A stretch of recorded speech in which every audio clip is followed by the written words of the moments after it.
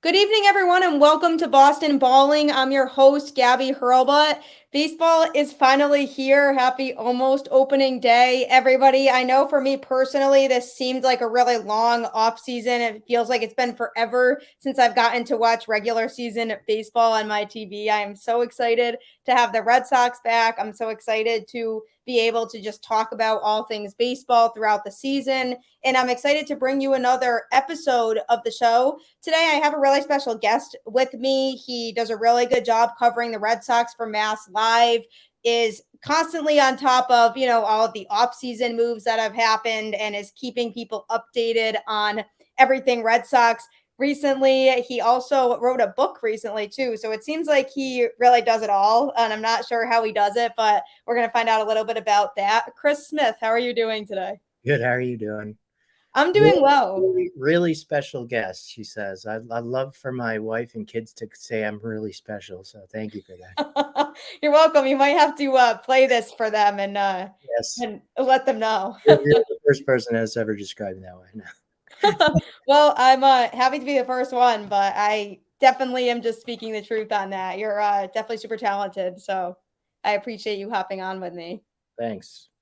Yeah, I like I said, I mean, obviously there was a lot that happened this off season, a lot to get into, but before we kind of jump into that, can you just talk a little bit about your career path and how you really ended up getting involved with covering the Red Sox?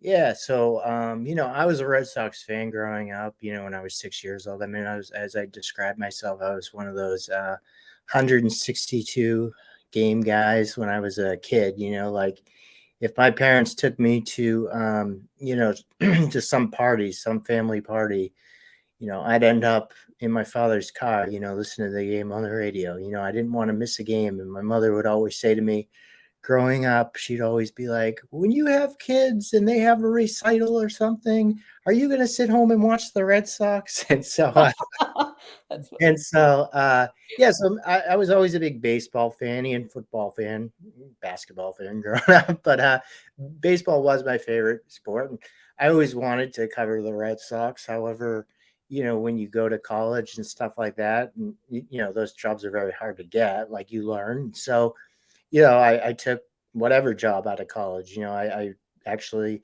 threw all my clothes in into a car and drove to Missouri because I got a job in Missouri covering 21 high schools.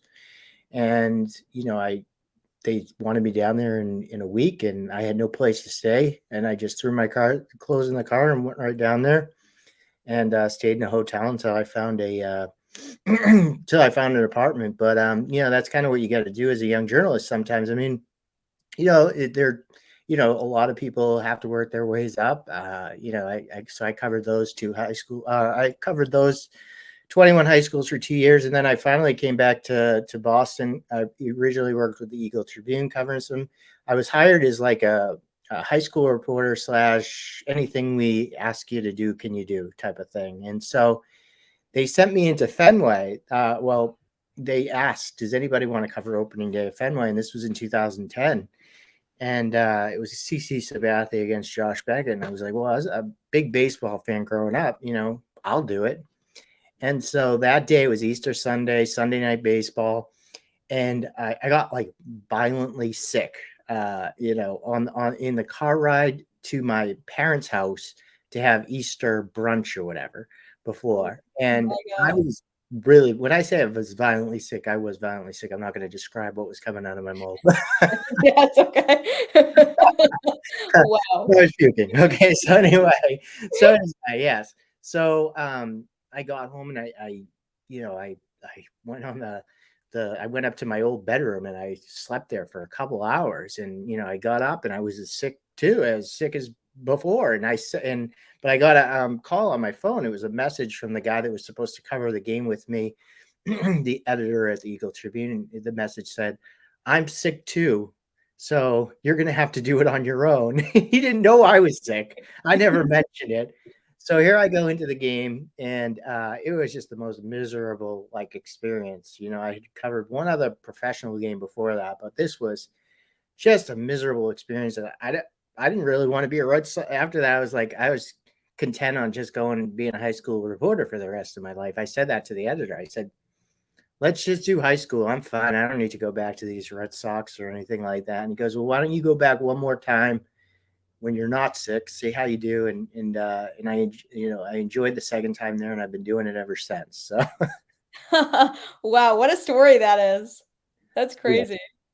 So yes. So it all works out, I guess. Yeah. If he hadn't encouraged me to go back one more time, then I probably wouldn't be on this call right now. Yeah, that is a good point, actually. Everything happens for a reason. Yeah. What would you say is your favorite thing about your job?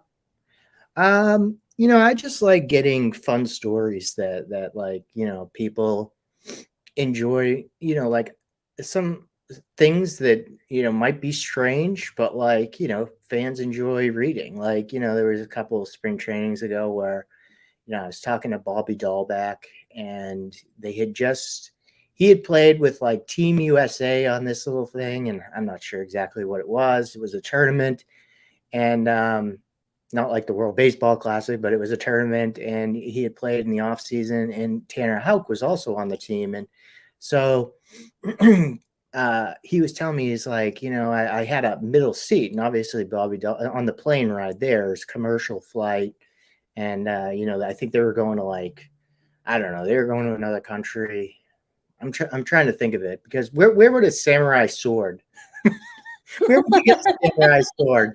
I don't know, one of these countries where you would get a samurai sword or whatever. And so he's like, yeah, I had this middle seat, and I traded it for $100 for Tanner Houck. I gave him $100 or $200, whatever it was. I'll have to go back and look at the story, but and so he took the middle seat, and I got his window seat or his aisle seat, and I was like, oh, interesting. And so I went up to Houck after that, and I said, oh, I heard you paid him, he paid you $200 for your middle seat and stuff, or your aisle seat or whatever. And he's like, yeah, and I used that $200 to buy a samurai sword or something like that. And so, Yeah, see, that's fun.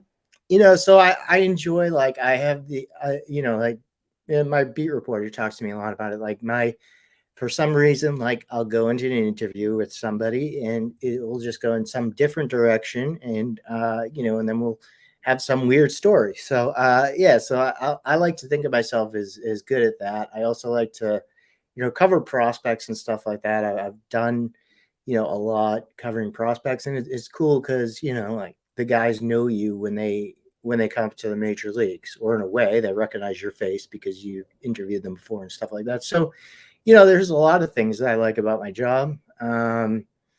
But it can be tough, obviously, working a lot of hours. And, I'm looking forward to this year, though. I think I'll get a little bit more sleep with the pitch clock.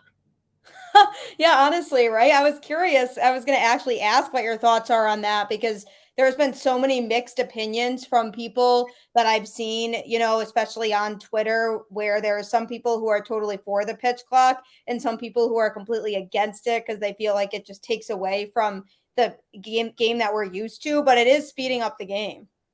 Yeah, so I think it was awesome during spring training. The games were quick, and I think something needed to change there. Like, as I said, like, I grew up as a kid watching, the Red Sox in the '90s, and I remember the post game show on this and starting at 10 o'clock after every, like, they never went over 10 o'clock. I don't recall. You know what I mean? It just always seemed like a game was at least done by 10 o'clock, and so that's why I enjoyed it. And, I have friends that I used to watch, baseball with in college, roommates, and, they tell me, I don't watch baseball. That's what their thing was the last few years. I don't watch baseball anymore because it's too slow and too boring. And somebody texted me recently and said, oh, this should be an interesting year, getting back to some, good pace and everything. I think that the players will get used to it.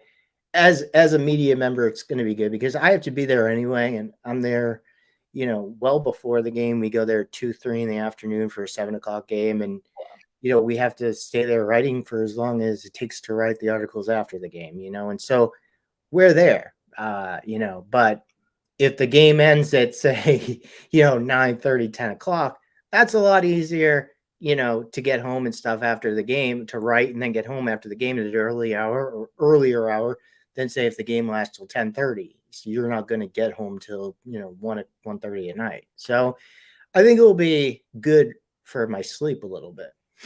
Yeah, and then even forget about if the game goes extra innings Yeah, and and takes, so much longer. I mean, I've had games at Fenway where I've been out of there at like, 3, 4, I think like, I think there was once where I was out there at like 4:30 in the morning. And it was just because, there was just this really lengthy rain delay. And then I think extra innings too. And so there's been some experiences that I've had there. I've been, driving home when people have been going to work. So Yeah, I do feel like it's yeah, it definitely can be tough, and I think from the standpoint of the pitch clock, it's going to appeal to people who before weren't as interested in sitting through a whole baseball game and watching it. I mean, I personally love baseball, so it's not an issue for me, but I do know people who are like, I can't sit through a baseball game for 3.5 hours. I just can't do it. So I think from that standpoint, for people like that who might be more casually into baseball or aren't as interested in watching games, it maybe might help draw some of those people in to watch games more. yeah, and that's so important. I mean, like during the off season, my favorite thing to watch is like college basketball, and it's in part because the games start like at 7 and they're usually over by 9. It's a 2-hour event here, and then you get rolling with the rest of your life. And so, um, obviously, sometimes like I'm covering it and writing during the game anyway, and so much is going on, and sometimes it doesn't even feel like 4 hours if it is 4 hours to me, because like it feels like two even. So it's going to be interesting this year. So like I'm not complaining about the 4-hour games, but I can see where fans, would be mad or would not be attracted to that. And because, if I'm watching it with, on an off day and it goes 4 hours, then I probably would turn it off. And so, yeah, so I think it's going to be good. I think it's going to be quick. The funny thing is, I was thinking like Cotillo begins his game story usually in the 7th inning, like, so we have to have something that's out like right when the game ends, like, right at the final pitch. And so, just like a summary of the game type of thing, 200, 300 words.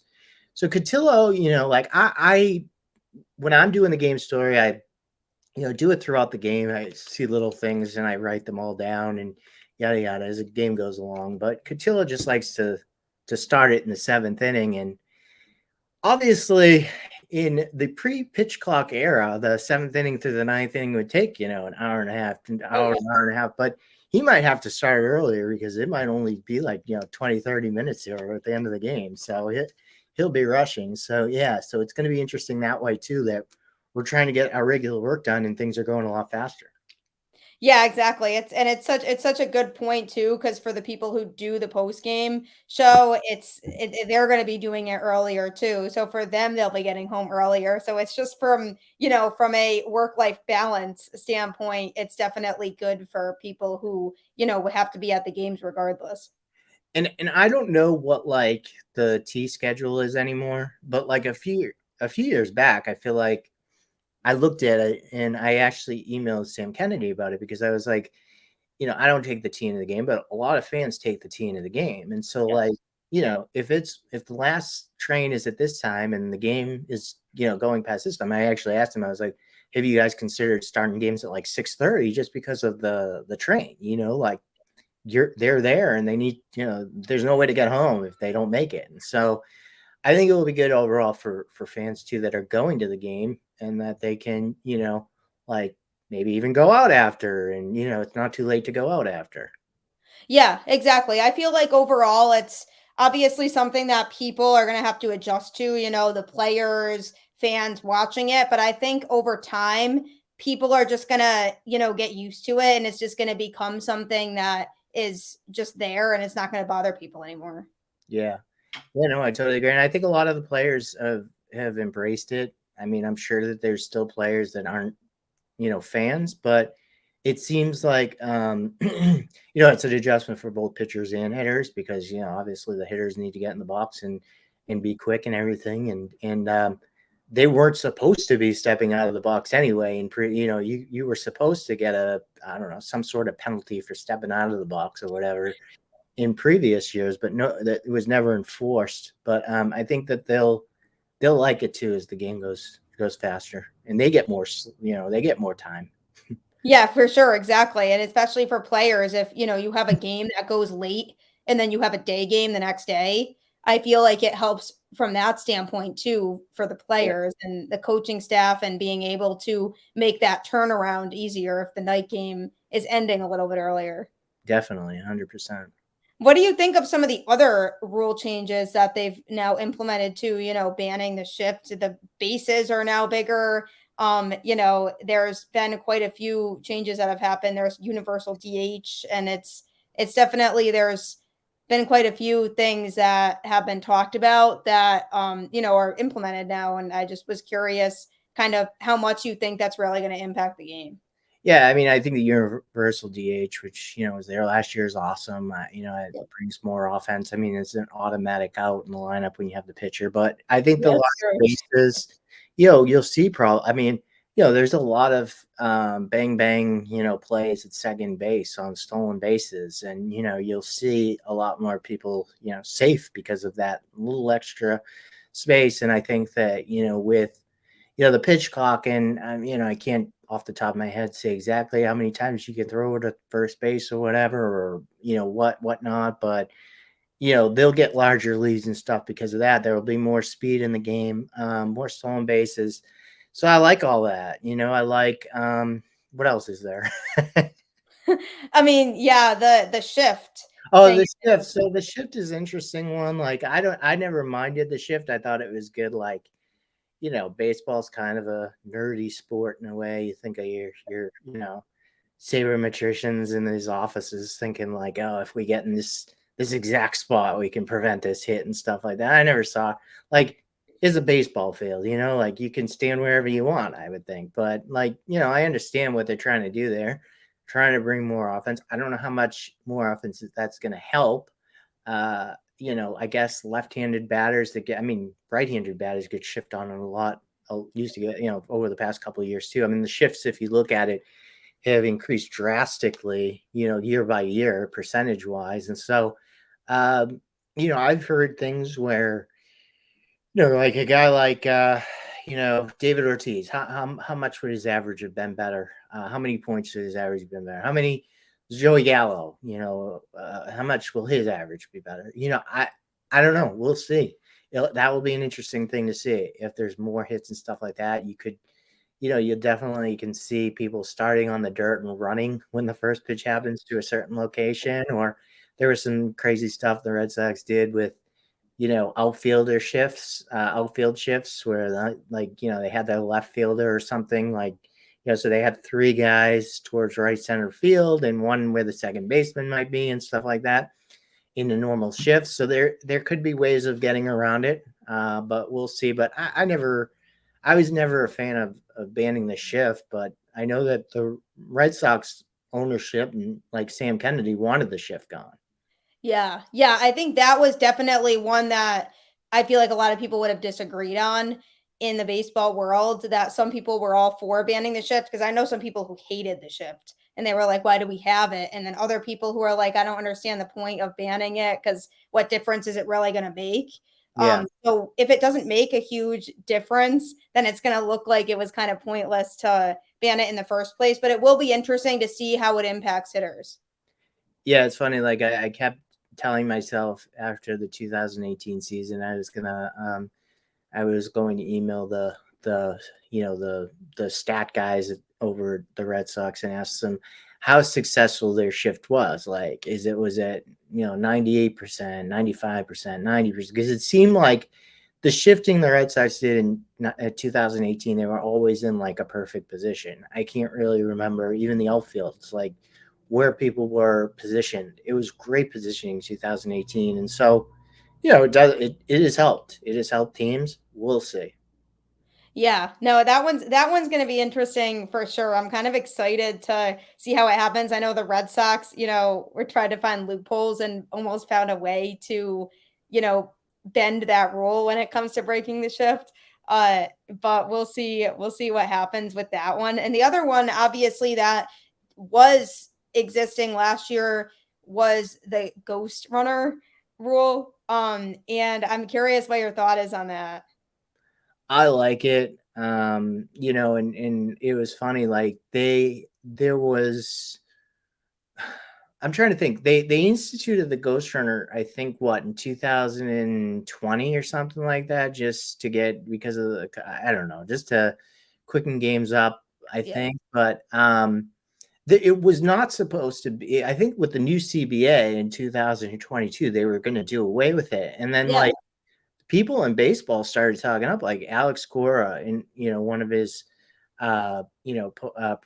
spring training interviews was like, I love that thing. I don't know why they're doing away with it and stuff. And I think a lot of people in baseball actually like it. I mean, you look at some old timers and they say that's not baseball, right? Like you play you know, until a game is won. But like so many sports have changed rules. Like, it's why does baseball have to have its rules the same forever? I mean, we've seen, with hockey, rule changes, shootouts and stuff. And you've seen with, football, different rule changes. And so you can change things in baseball. I mean, you can. It doesn't have to be, just because it's America's pastime doesn't mean you have to be playing the game the same way as they were in, 1901. And so, um, I like it.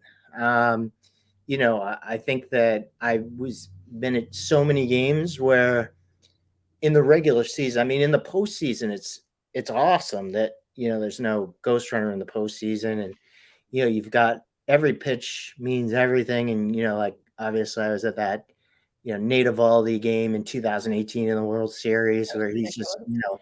like that stuff is awesome to watch. But like during the regular season, you it feels like everybody just wants to get out of there and they're all trying to hit a home run, and that extends the game more. Like everybody's going to the plate trying to end it, and then they don't because they're all trying to hit a home run or something. And it goes into the 13th, the 14th, the 15th. No one's getting even a single. And it's like, you've got like the 13th pitcher on the roster looks like Roger Clemens because everybody's, trying to win the game. And, so it's like, it just doesn't So work true, during yeah. the regular season. It's just a pain in the butt, I think, during the regular season. So I like the Ghost Runner. I think a lot Yeah, of people around me didn't like it. I mean, I didn't like it at all at first. I was like, this is just weird that they are put somebody on second base because I feel like that's just, you give up a single and it gives up a run automatically. But it started to grow on me as time progressed. And I Yeah. was like, yeah, I mean, if we're sitting here watching a 13 inning game on a random Tuesday night in May when there's still so many games left in the regular season, it's like, come on, what are we doing? Like, Yeah. let's just get this game over with. But I do agree with you that there's no need to implement it in the postseason because that kind of takes away from the thrill of what the postseason is about. But during the regular season, it's definitely not a bad idea because there's really no point in having those games be that long in the early part of the season. Yeah, and I'm not a huge soccer fan, but so correct me if I'm wrong, but like didn't the World Cup end in like a shootout or something? Yeah, So yeah, that's like penalty kicks. penalty kicks, yeah. So it's like the baseball isn't doing that. I would love, like, I don't know, like I'm, as I said, I'm not a soccer, so maybe soccer people like that, but like I would think that they would want to play until somebody scores and that like a true winner in that way. But during the regular season of soccer, when you've got all these things, the penalty kicks are awesome. They're entertaining and stuff, and it gets the games over. It's like hockey the same way. You can't just sit there and like playoff hockey. It's awesome, sitting there and like if you go into the third overtime, but you don't want to do that during the regular season. Yeah, it would be weird for the Stanley Cup finals to end on the shootout. That would just be Yes. weird. But yeah, it's definitely an interesting game now in terms of what's been implemented, moving forward, what is going to happen. I think, like you said, I think players are adapting or starting to adapt if they haven't already. So I think it's just going to be over time. Fans are going to adjust, and it's just probably some people have a problem with change or have a hard time with change. So I think that's mainly what it's about from that Yeah. standpoint. And I think that, I mean, it will be nothing, because the minor leaguers have been doing it for a couple of years, right? And Yeah. so, once they do it all the way up to their minors, it'll be nothing. It won't even be a thing like in 5 years. Yeah, we won't even be having conversations like this. Yeah. But yeah, I mean, in terms of the Red Sox, obviously, speaking of changes, they made some changes in the offseason leading up to spring training. Obviously, we saw some blatant holes in the roster after last season ended. They made some moves. I think they did a good job to improve the bullpen. I think obviously, we knew there was going to be a question when it came to the pitchers being healthy and being able to stay healthy, which was my biggest concern with how, the roster looked, um, you know, going into the offseason and even up to this point now. I was like, the biggest thing for me with this team right now is health, because I think the ceiling for them is pretty high if they can be healthy, but that is a big if, because obviously we're already seeing players who are injured, them making some more moves to compensate for some of those players who are injured. But I wanted to get kind of your overall thoughts on what you liked from spring training, in general, what you saw, certain players that might have surprised you in a good way with their performances in spring training. Yeah, so I think obviously Yoshida, is just so interesting. I mean, I'm so excited for him. obviously he was in the World Baseball Classic, so you saw that too, the 13 RBIs, but just his ability to get on base and take the ball off the green monster is going to be interesting to see. I mean, I've said, I think that he has a real good chance of winning the Rookie of the Year. I mean, he's just because he's 29, he's been a professional baseball player for 7 years in Japan, and so he has that maturity level, and he's going to be able to make adjustments right away. His swing is very smooth and everything, and you can see why, in a way that he was able in Japan to have 120 more walks than strikeouts. And he's a guy that walks and doesn't strike out, and that's rare in today's game. And so, he's an interesting one. I think, I had a conversation with Justin Turner recently, and just about the way he thinks about hitting, and the process of how he, you know, um, predetermined swings and stuff, and that's why people chase. And I think that just the whole thing that he was talking about, I think that's going to help players. It's going to be in a way like Kyle Schwarber coming in and trying to get the team to take more pitches and stuff. I think that'll be good. I think their whole lineup, you looked at, it's going to be a patient, selective lineup. I mean, Tristan Casas, walked 20% of his plate appearances, and 95 of his plate appearance, 20% were walks last year. So you've got him, as I said, Yoshida, ton of walks, 120 more walks than strikeouts in Japan. um and then you've got Justin Turner, who is that, I mean, Justin Turner had a year in 2017 where he had more walks than strikeouts. And so you know it will be a lineup that will make pitchers work. Obviously, they didn't, you have the subtraction of Xander Bogaerts and JD Martinez. I know that JD Martinez didn't have the best year last year, but those are two big guys taking out of the lineup. So it's an interesting, 1 through 4, 1 through 5, and then we'll see with the bottom. So that kind of interests me. Other players, I think that, bullpen wise, I really think a guy like Josh Winkowski, I know they added Chris Martin, and Jolie Rodriguez is obviously going to start the year on the IL, but a guy Josh Winkowski, who has a better slider right now than he had previously. He was throwing out of the bullpen 99 in the Arizona Fall League back a couple of years ago, and so he can get his velocity up more when he's in the bullpen. He'll start the year in the Red Sox bullpen. Cutter Crawford's going to start the year in the rotation, but I love his stuff. I think that he could be a good addition to the bullpen once everybody comes back and he's no longer a starter. So while they added guys like Chris Martin and unbelievable 1.1 walks per 9 innings for his career, or 1.2 walks per 9 innings for his career. I mean, he doesn't walk anybody. He just throws strikes. That's going to help. Obviously, Kenley, Jansen is a proven closer, and that's important to have. We've seen that, and that's been a trouble area really since, Craig Kimbrell. I mean, it hasn't at times, but it has a lot more than it hasn't been a problem, So I think, Kenley Jensen, he's great in the clubhouse too. He's, always smiling. He's a fun guy. I think he'll really be good with the young pitchers in the bullpen as well. And so, I like their team. I think the biggest question marks is, just staying healthy in the rotation.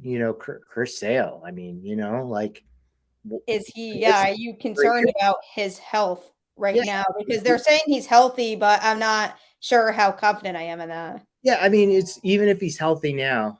Something just went off. One of my kids' toys just went off. I don't know if you. That's It's fun. done now. It's done now. So, but yeah, like with with Chris Sale, like, yeah, maybe he's healthy right now. What does it look like down, a month from now, 2 months from now, 3 months from now? Can he stay healthy for a full year? Will James Paxton, be able to come back? Or, he pitched actually, I think today in a minor league game and down in Fort Myers. So, like, but he hasn't pitched. He's pitched even less than, he's pitched fewer innings than Sale has in the past 3 years. So it's like they have some guys that have, those proven track records. I mean, look at Kluber was, a Cy Young Award winner twice and a Cy Young candidate every year from like 2012 to 2018. I mean, so, but health issues have been with him in recent years. And so, it's staying healthy. I think Whitlock, once he gets in there, I think he has the potential to be special. I was asked, like, who's the second best player on the Red Sox, or who's going to be their best pitcher this year? And I think it can be Garrett Whitlock as a starter. So he's interesting. And Brian Bayo actually had, if you look at some of the projections, like if you go to the Bill James projections and stuff, like he actually has the best starter projections of anybody on the Red Sox. So like, we saw what he can do last year, especially in the final month when he finally settled in. And so they have definitely like some promising guys that could take over as an ace of this team. But we'll see, like it just depends on, I think you need Chris Sale to, be somewhat like a Chris Sale in the past, and Yeah.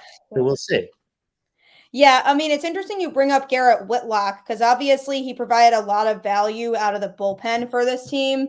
And obviously now the plan is for him to be a starter, which, you know, I like the idea of he definitely was somebody who showed a lot of potential to be a starter when he was out of the pen.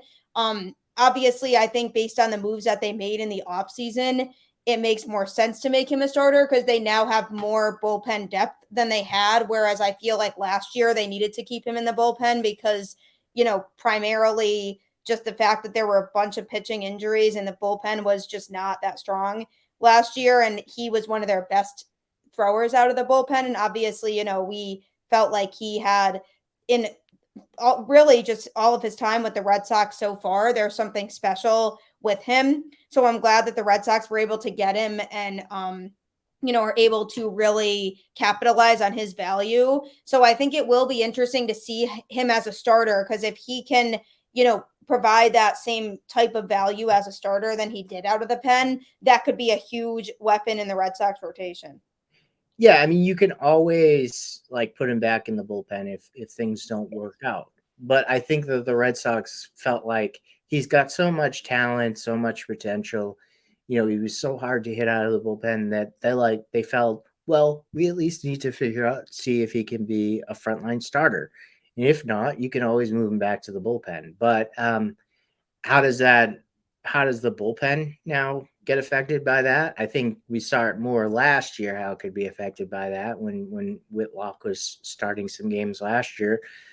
He's obviously super valuable to have. He can come in for the eighth inning, 1 inning, and mow people down, or he can come in for the fifth, sixth, and bridge that gap to the late inning relievers. So he was so valuable in that spot. However, as I mentioned, I think that Winkowski and Cutter Crawford have the ability to do that. Like similar thing. I'm not saying they're going to be as good as Whitlock. They have a similar ability to do that. I think Winkowski has better stuff. I think that we saw a stretch with Cutter Crawford last year where he was, exceptional, and so as a starter, and he can bring that to the bullpen. So I see like those guys, um, have that ability to in addition to the guys like Zach Kelly too. I mean, Zach Kelly is somebody that Cora mentioned, could go multiple innings, and his stuff is really good. And so I think that those guys right there have that ability, and so they'll be able to, you know, do some of what Whitlock did. Yeah, and obviously last year was just so not ideal in terms of injuries. There were just so many players on this team that were constantly on the IL, or just a lot of people not playing, when you would have wanted to see them play. So they had to stick guys into spots that they might not normally be in. So it was getting guys like, Crawford and Winkowski some of that time in the starting positions. Obviously there were games that they did struggle, but also games like you said with Cutter Crawford, how there was a time period where he really looked like pretty much unstoppable. And so you see instances of that. And we saw, the potential for what they did have last year. So it was obviously, how the rotation ended up shaping out for a lot of the season last year because of the injuries might not have been ideal at first to people. But I think it's good that we got to get some of these guys reps, because now you can say, okay, this is what they can provide to the bullpen this year. Yeah, and it's like, I think some of them are hungry. Like Winkowski said after his last start of spring training, he was like, I felt like it was a blown opportunity last year. And you look at it and it's like, well, you did have 14 or 15 starts in the major leagues as a rookie. But, I mean, his ERA was high and he feels like, he blew an opportunity last year. And so, there was guys that, got better in the offseason based on, feeling like, they didn't help the team out as much as they should have last year. Yeah, absolutely. I think that'll be a little bit different this year when they're, they now have that experience and they're able to kind of fit into the role that makes sense for them with this team. But, someone else that has been kind of, a little off and on in the spring is Nick Pivetta. He's somebody who obviously, we've seen have kind of his ups and downs as a starter for the Red Sox. What are your thoughts on him and his value? So, yeah, he's an interesting one. I mean, he's obviously got a ton of potential. However, potential doesn't always amount to results, right? And so I think he would be better out of the bullpen. I've always thought that. Like, like he throws hard. He's got, a really good curveball. So if he's throwing those, you need two good pitchers out of the bullpen. And yeah, I think he would be a good guy out of the bullpen. Actually, there were some people that thought he was going to start the year in the bullpen before all those injuries started happening. Like, Whitlock was unavailable for, the first one or two times to the rotation, and Bayo was unavailable for the first one or two times, and, Paxton got injured. If all those guys had stayed healthy, Pavetta might have been in the bullpen to start the year. And so it should be interesting to see, like, if all these guys are pitching well, like you got Bayo pitch, or once Bayo comes back and he's pitching well, and then you need a spot for James Paxton, who when he eventually comes back, it's like, well, who is out of the rotation at that point, and so it might be Pavetta, and so yeah, it's a good problem to have, obviously, that you have starting pitching depth, and we'll see. But I think that there was some stretches last year where he's really good, some stretches that were not good at all, and his numbers against the AL East were terrible last year, Yeah. and that's a big problem. But also, like, if you look at the Red Sox as a whole, like, he's obviously going to benefit from that the schedule where they don't play as many games against AL East teams, and the Red Sox are going to benefit from it too, because I don't have the numbers in front of me, but if you look at the record against the AL East last year That was compared to the terrible. rest of the league, It was so bad. like they could have been a playoff team if they played Oh, yeah. the AL East the same as they had played the rest of the league. So so that's going to help the Red Sox right there. So when you talk about predictions of win totals and everything, just because of that, their win total could be more than what it's estimated right now. Like I'm sure a lot of people are estimating it at 80, 81, 82. You could pick up more wins just because of that schedule where you're playing fewer games against AL East teams. Yeah, I'm going around 85 wins. I actually just had this conversation earlier today with one of my friends, and he was saying, do you think 75 wins is a good bar for the Red Sox in terms of an over under? I'm like, that is too low for Yeah. wins, in my opinion. I'm like, people forget that they won a lot of games against non AL East teams last year, and that's really beneficial for them this year with the way that the schedule is, like you said. I'm going with 85 wins. And I think they have a genuine chance at getting a playoff spot. Yeah, I mean it's going to be hard because there's, I mean, Seattle is obviously going to be good.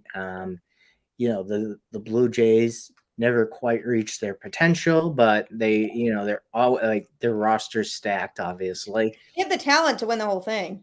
And like the Rays, for somehow, some way, they could take a team with the 1995 replacements, So and like the Red I don't Sox understand. I don't understand it. But and like you could put all those guys even now when they're 50 years old on the Rays, and they'd somehow win 90 games. So I it's don't so you look at the Rays roster and it's like, can you even name half of these people? It's like, who are these know guys? how they And do it. they still succeed. I mean it really is kind of cool. I like the Rays just because of that. I mean, if I was like a non baseball writer and I was rooting for a team, I'd be like, oh, the Rays are pretty cool. Yeah. Like that, like they just somehow do it. Like the way that they just like group everything together, like piece it together out of the bullpen every night, and just everything's just it's like wow, how did they do that? How are they doing this for 162 games?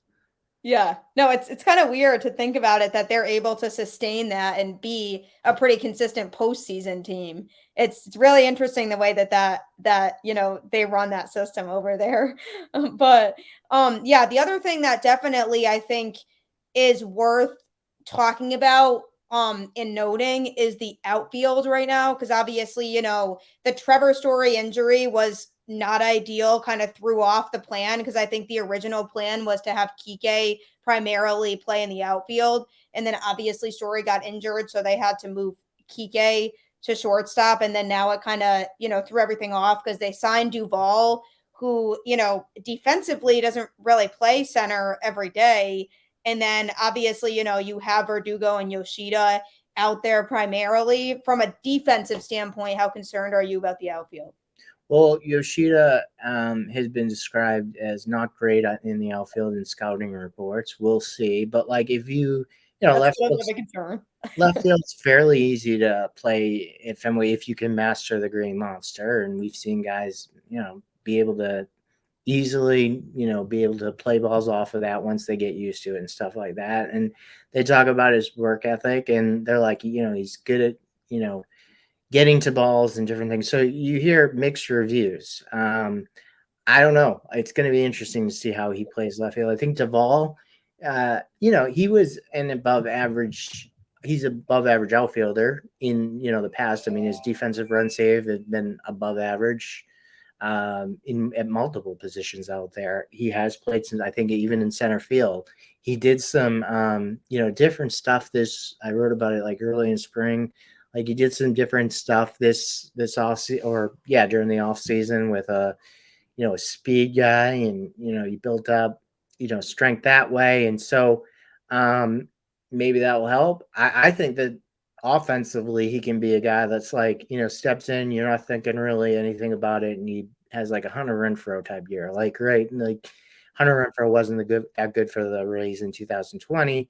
That was He awesome. had power, but like he came in 2021 and he hit 30 home runs or whatever. Yeah, that was awesome. And so, like, Duvall has that ability. Verdugo has the ability to play right field. Um, we saw it in 2020. I thought he was pretty good over there. There were some, I mean, he is obviously his defensive stats are much better in left field than they have been in right field. But I think he has the potential to play that right field. So, it will be interesting. I mean, I think that the Red Sox hope that they get, Trevor Story back by the second half of the year, like early in the second half. And so then, you move Kike back to center field, and, your defense gets better again by just, adding from within. But, it should be interesting to see the defensively.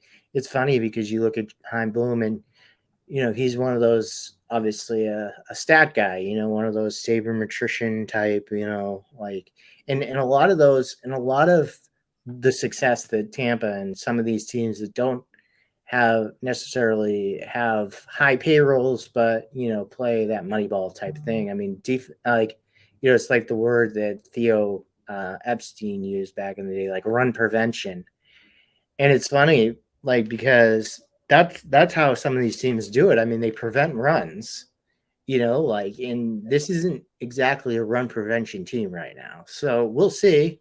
But like, it isn't a run prevention team, but we'll see. Yeah, I mean, also obviously Tapia is now should be in that mix too because they optioned Duran. So he's somebody that I'm really, really intrigued to see, at Fenway this year. Yeah, I mean, he's terrific hitting the ball at Fenway. Um, Yeah. he killed the Red Sox last year, and so Which like, is not great, but and so and I think people like him too. Like the players, like he's a team guy, and he had said to me the other day, he's like, when I don't play, just want to provide energy off the bench. So he's like a type of guy that embraces that, backup fourth, fifth outfielder role. Obviously, you have Rob Refsnyder too, but he's a guy that can embrace that. So, yeah, Refsnyder was fun to watch last season too. He's somebody who is a really good, swing type of player that you feel pretty comfortable throwing into different spots. I really enjoyed watching him play last year. He's somebody I really like. yeah, and like he just made some changes the previous offseason to his swing and everything, and I mean, he is a guy that actually had a lot of potential in the Yankees minor league system. I think he's a better prospect than many know. Like he actually had a front page article on the New York Times about him, like back in the Oh day. wow.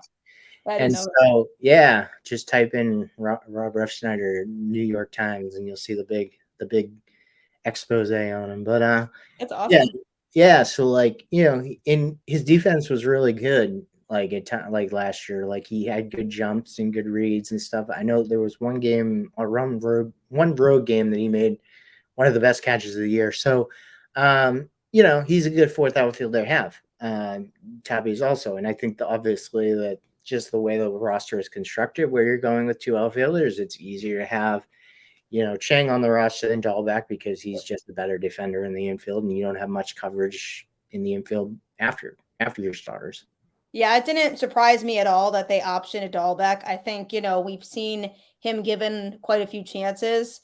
And there always seems to be some sort of issue with him. Offensively, he had his streaks, but he could never really consistently get it going. And defensively, obviously, he was an issue. So I'm not really surprised that Chang is gonna be the final infielder and got that spot on the roster. It's tough with Dahlbeck because I kept wanting to see him, you know, he was given so many opportunities and it just wasn't working. Yeah, so like, with him, I think that, he feels like he's an everyday player, and that toy just keeps going off. I don't know. Yeah, it's so funny. 15 seconds every like 15 minutes. But yeah, so anyway, yeah, like, he thinks of himself as an everyday player, and if he's hitting well in Worcester, he's an interesting trade piece because it's rare to get a guy with his raw power, and he has added shortstop to his ability. I mean, I don't know how great he is at shortstop, but he is becoming more versatile. Where he always had a great arm at third base, and so he can play third base. That's the position he played. Going through the system, and he learned first base, and now he's you know. I think they're going to play him a lot at shortstop in Worcester just because they need that if Chang or somebody else goes on the IL, they need that infield depth, somebody to be able to play the middle infield. So, He's an interesting trade chip because there's not many guys that have that type of raw power and are that big and can hit the ball that hard. And so that right there just attracts teams. And if he's hitting the ball that hard in Worcester, they're going to think, well, he did it 1 year, and he did his rookie season with Boston. Let's take a flyer and see what he can do. Yeah, for sure. That's such a good point too. If he's having a good season, he's definitely somebody that they can look to get some value for when it comes to, looking into trade options. So I definitely hope he, can figure it out in Worcester, and maybe it's just at the major league level, maybe Boston, it just isn't the right place for him, because we've seen players, succeed in other places, and Boston's a hard place to play. It's not for everybody. So maybe it's just not the right environment for him at the major league level. So it'll be interesting to see what he can do at the AAA level. And then obviously, the catching situation.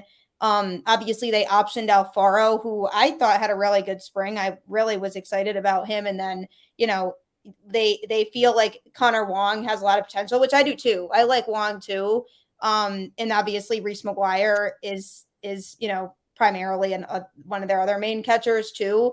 But I was a little bit surprised about the decision with Alfaro, because I thought that he looked pretty good. I think that they felt like if they could get Alfaro, like keep Alfaro and not have to start him in the year in the majors, then that was a win. So they could have I just felt like with Alfaro, they want him to get better with receiving, and he's got a great arm. He can hit the ball a mile, but the receiving still needs some work. Jason Varitek worked a lot on that, in spring training, a ton in spring training, and I think that he's gotten better and stuff like that. But that's still the piece. But it's so valuable that they were able to get him to Worcester and have him as depth on the in the organization, because he's a guy that very well could have gotten a big league deal in the offseason. He's very well could have, it was I thought that there was a chance somebody would pick him up if the Red Sox weren't going to give him a spot. I thought he would get an opportunity somewhere else. So it was a little surprising to me, but I think that with Reese McGuire, I think he's a good defensive catcher. As I said, with Alfaro, he's working with Jason Varitek a ton. One of the things Reese said to me like last year at the end of the year was he was so excited to get to spring training because he wanted a full year and opportunity in camp to work with Jason Varitek. And so I think he's a very good defensive catcher. We'll see how the bat goes this year. I mean, obviously last year he hit, and it didn't just start when he came to the Red Sox. He was one of the better hitters. Like I think it was like from the middle of May until the end of the year for catcher wise, he was one of the better hitters in the league. And so we'll see. I think he might have had a high batting average on balls in play. It might have been not too high, but that may show that he got some luck last year hitting wise when he came to the Red Sox. So we'll see. I mean, he's an interesting guy. And then Wong, he can catch. He can, like pitchers do like him, and we'll see with the him hitting, is there needs to be contact there. And I saw it like last year. He had I think it was one of his first at bats last year. He hit like a 2-strike pitch. He made contact and put it into the outfield to score, that first sac fly to score a run. And that's what they need to do.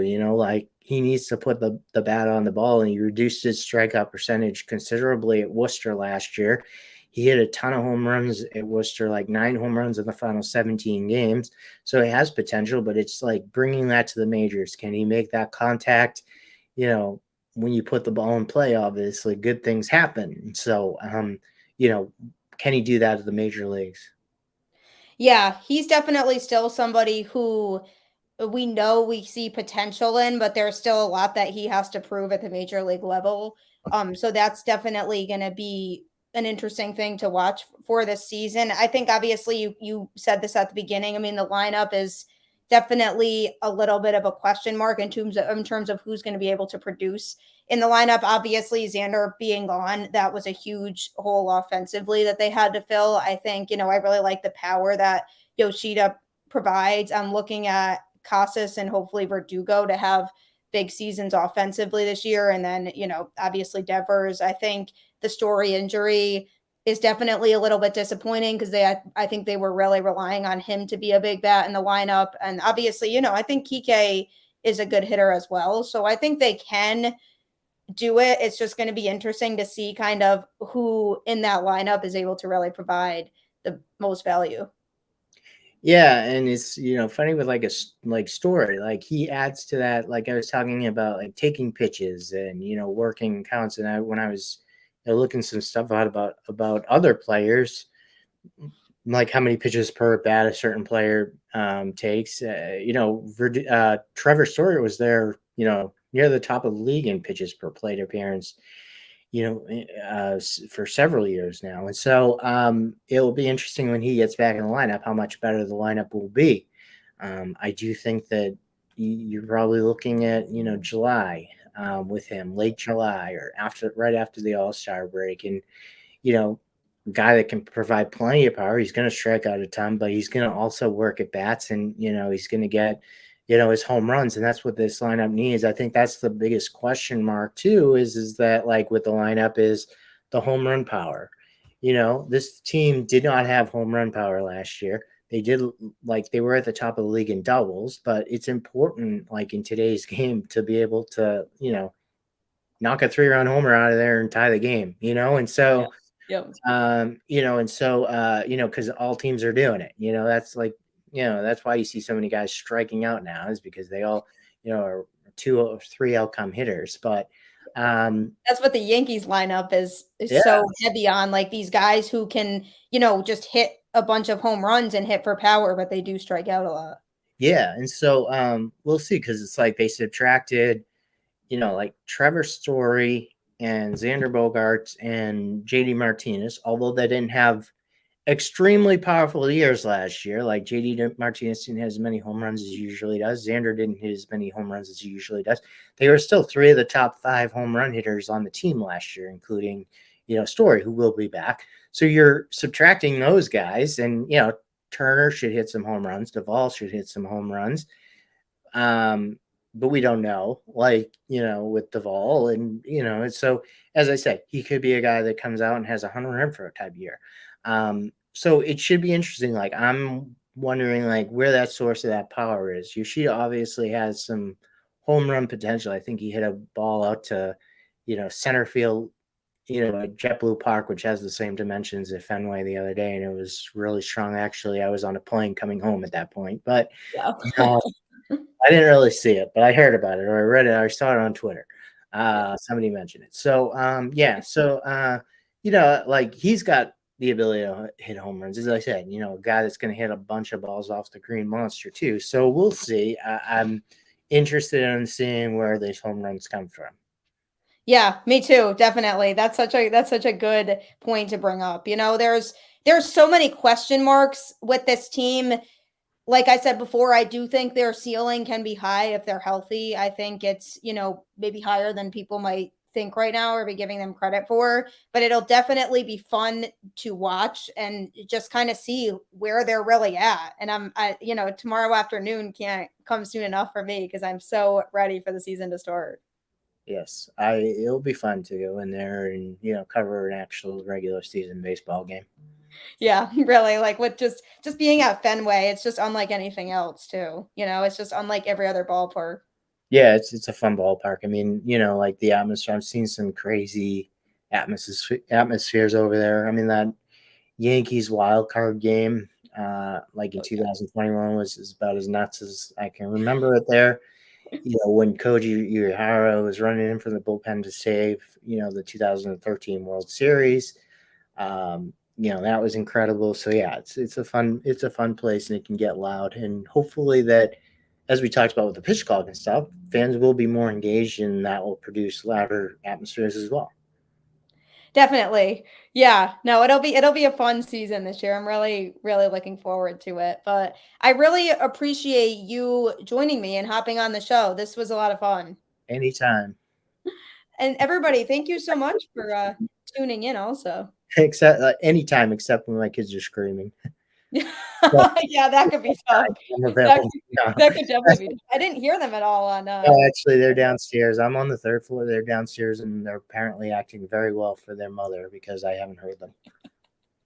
That's awesome. I love it. Well, yeah, I hope you have a great rest of your night as well. And everybody, as always, thanks for tuning in. Go Red Sox. Hope you're all looking forward to it as much as I am. And I will catch you all next time. See you, everybody.